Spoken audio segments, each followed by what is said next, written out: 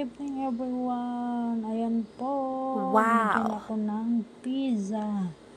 Chicken, tomato, onion. Ang flavor niya guys. Ayan po ang dinner namin ngayon. Solve na po kasi ang laki ng pizza. Isang carton talaga ang binigay guys. Ayan. Yan na po ang dinner. Dinner ko. With coffee pa yan guys. Ayan, with coffee. O diba, solve na.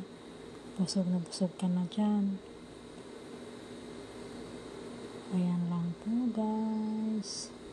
Share ko lang po para may ma-upload. Thank you for